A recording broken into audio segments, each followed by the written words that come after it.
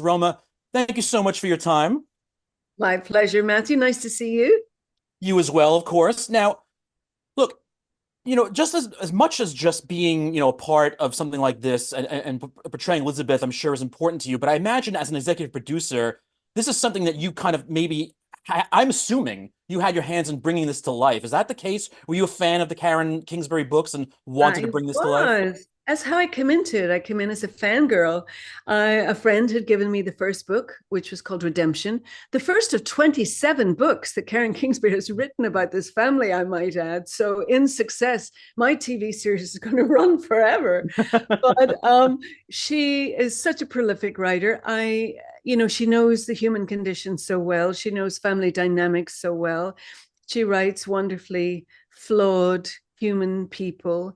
And she understands the redemptive nature of faith, that ours is a loving God, and it doesn't matter what you do. If you have repentance in your heart, you're welcome back home. And so this first book was all about somebody messing up royally, and the opportunity for the redemptive nature of God to be at play. I cried reading the book. I thought this has to be a TV show. I reached out to her. I said, would you please allow me the privilege of Mm. optioning your book and bringing it to TV? And she said that it was an answer to a prayer of hers from 15 years before.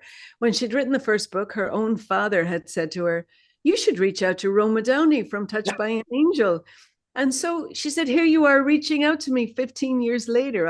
Obviously didn't know that, but we really felt that was like a providential moment. We felt like it was like meant to be. And so she allowed me to do this. And then I set about gathering teams and raising money and all the things that you have to do to get something made. But I never planned to be in the series. I just Okay. to bring the series, and it was Karen herself that said, you should consider stepping into the role of Elizabeth. She said, I created the character. I think you'd be perfect for it. And not since Touched by an Angel really have I been in front of the camera. My whole career has been producing and authoring books, and but I'm really glad I did. I resonated with Elizabeth's character. She has kindness and compassion and empathy, and she operates as a mother. She has a mother's heart. I'm a mother myself, Yeah. um, and she's a bit of a prayer warrior. I mean, she's she's probably a much better person than I am. I could only aspire to be somebody like Elizabeth Bagley, but she sets the bar pretty high. But we do our best. We do our best. But I think what I loved about the Baxters was, it is a family of faith, but they're not perfect people. Yeah.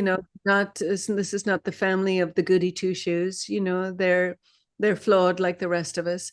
I think the only difference is when they are brought by life to their knees, as we all at some point are brought to our knees. When the Baxters are brought down like that, they pray, and we deal with their issues through the lens of people who believe in God, and it's just a slightly different way of dealing with things. It's like handing it over, trusting God, trusting each other. And I think that that's unique. We don't often see that in television.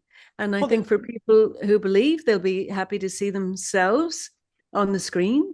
And for people that maybe don't share our faith, it's like the family dynamic is compelling, and the relationships are interesting, and it plays out a little bit. It's very bingeable. It plays out yeah. like a soap opera, but we rather call it a hope opera.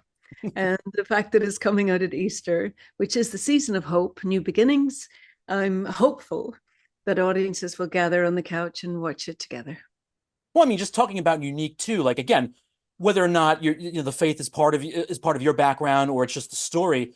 Look, just the first episode alone, because I think showing a woman who has been cheated on and then having her be the person who says, no, this isn't over, is not something you normally see on TV and movies. That's right. It turns it on its head, right? Like even her family are saying, leave him. You know, he's let you down. He's betrayed you. Leave him. And she's like, no, love is a choice. And I'm choosing to stay, and I'm choosing to forgive.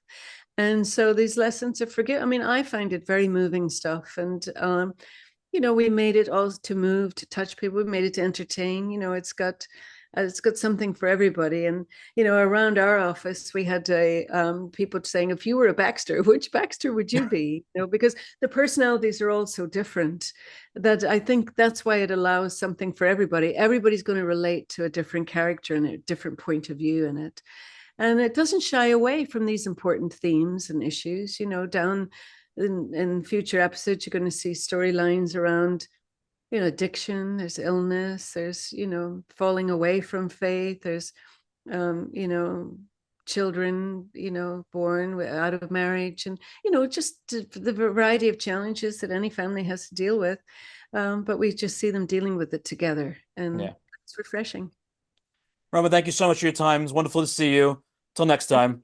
Thanks, Matthew. All the best. Have a good one.